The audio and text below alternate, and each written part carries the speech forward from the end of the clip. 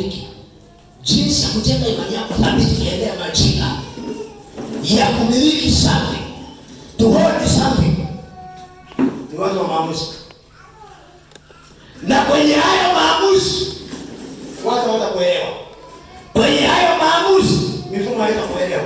Kwenye hayo maamuzi hata ndugu anaweza sikuelewa. Kuwa mtu wa maamuzi.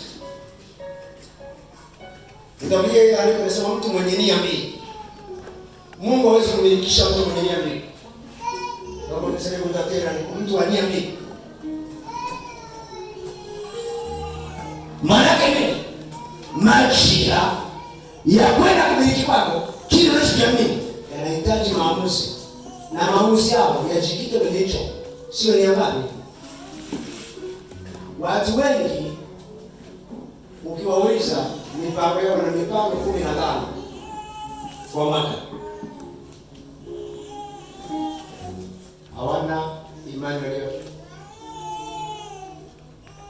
Hicho kitu cha niambie kilimkosta Petro akakosa muujiza kutembea juu ya maji. Yeye alimuona Yesu mbele. Akauliza kama wewe ni Bwana, njoo. Ndicho akasema njoo. Akashuka kwenye chombo akaanza kueneka maji.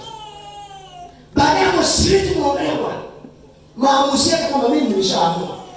Kama nikufa nife, kama nikuishi niishi, ayambona. Akageuza nia. Akaanza kutazama wimbi. Kwenye ndoa kuna wimbi. Kwenye maisha ya uchumi kuna wimbi. Kwenye huduma kuna wimbi.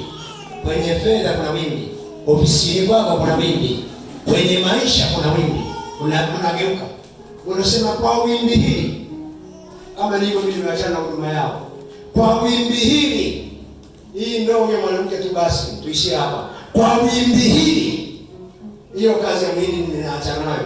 Kwa wimbi hili, mimi hiyo biashara basi nafunga. Kwa wimbi hili, siendelee tena. Au takao kaole kitu. Watu watabihana pamoja na vitu. Waraka wa Yakobo 1.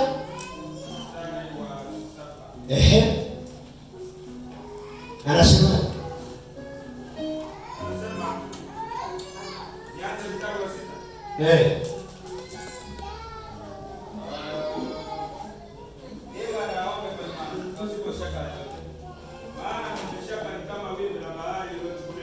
mwenye shaka ni kama wimbi la bahari iliyochukuliwa na upepo.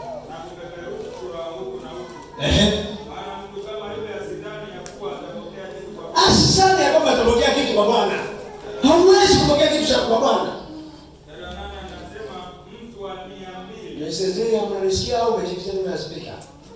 Nimesema leo nataja jina moja kwa Bwana.